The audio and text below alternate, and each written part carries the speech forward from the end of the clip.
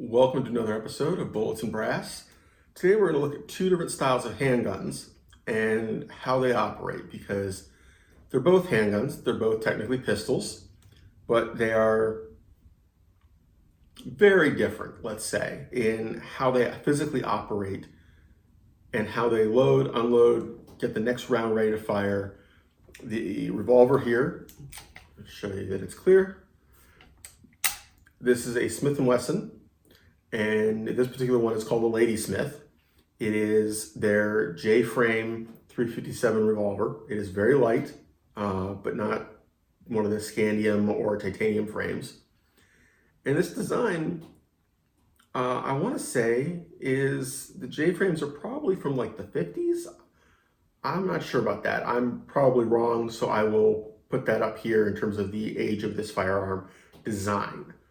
Don't get me wrong, revolvers, even double action revolvers, are much older than that, but just this particular family of firearms from Smith & Wesson. Then we have a 1911. This is a early 1900s, late 1800s. This particular design was 1911.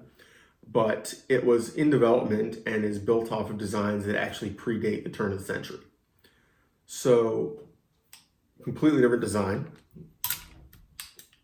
Clear, no magazine. And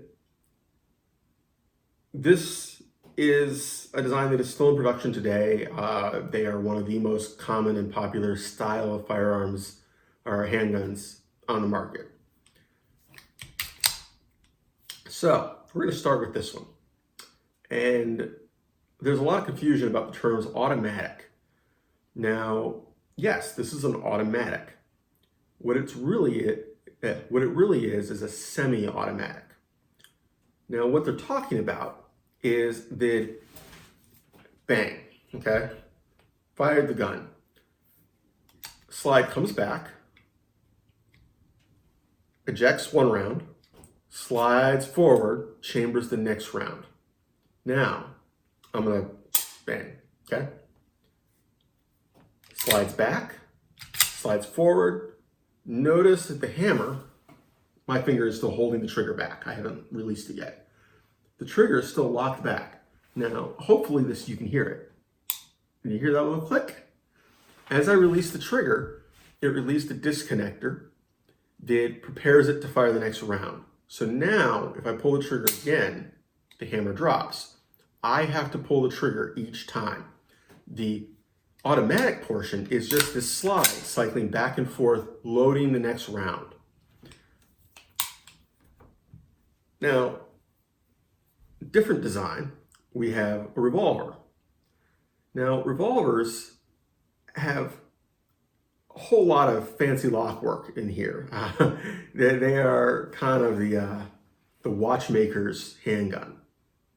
Now, what happens is you pull the trigger. Now, see that cylinder turn? And then the hammer drops. It's turning, which is why they call it a revolver. Each one of those chambers holds a round. So you put cartridges in there, you close it, and every time you pull the trigger, it turns the barrel. Now, that's because it's a double action revolver, like we talked about in a previous video. So there's nothing automatic about it. Me physically doing something is manipulating the system. It's all me. It's all the shooter doing the physical work. Now, it could be compound leverage from pulling the trigger. It could be manually pulling a hammer. That's how it operates. Now, here's where it gets interesting. They've made automatic revolvers. Revolvers where either recoil or the gas pressure of firing the previous round cycles the cylinder and cocks the hammer. Now, yes, they exist. They are, as far as I know, rare enough that people don't use them. They're collector's items. They are, I mean, don't get me wrong, the collectors do shoot them probably. They aren't that rare and exotic. but they are most definitely not something you're going to see day to day at a gun shop or a range.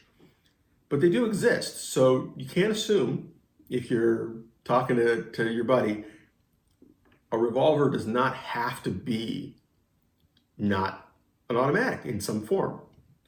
But that is the difference. There's automatic, there's semi-automatic, fully automatic, and there's not automatic. Now, this property applies to rifles, this property applies to shotguns. In principle, it applies to any kind of handgun, or any kind of firearm, sorry. The definition of automatic, regardless of whether it's semi or full, is that when you fire the gun, something about that firing prepares it to fire the next round. So, for example, we are going to use my SBR. Now, if you fire the round, okay, cocked, there was no ammo, no magazine, it's empty. So I'm gonna pull the trigger. Now, here's where it gets tricky, I don't have enough hands. What would happen is the bolt here would come flying back. Now the charging handle doesn't actually go back when you do this for real, but the bolt comes back and the bolt goes forward, chambering the next round. Now notice, I'm still holding the trigger. It hasn't done anything. Resets, pull it again. So even though the action is automatic, the trigger is semi-automatic. I'm still required to release and pull the trigger each time. So if you've got a bolt action rifle, you work the bolt, you pull the trigger. You work the bolt, you pull the trigger. That is not automatic because you are doing the work of chambering the next round. If you've got a double barrel shotgun, you pull the trigger, sets off one round. You pull a different trigger, or you manipulate your trigger so that it is firing the next chamber. You pull the trigger, goes off. If you want to load more ammo, you have to open the gun manually, eject the shells, put new shells in, close the gun. That is how it works. If it was an automatic, which a lot of shotguns are semi-automatics, they load the shells themselves. You put them in the magazine, the tube, regular magazine, whatever it uses, and every time you fire, it loads the next shell into the chamber. That is what automatic means. It doesn't mean that it fires if you hold the trigger back, it fires continuously. That is only fully automatic. That is fundamentals number three. And we are going to move on to other types of actions in the future. I will be showing some various rifles.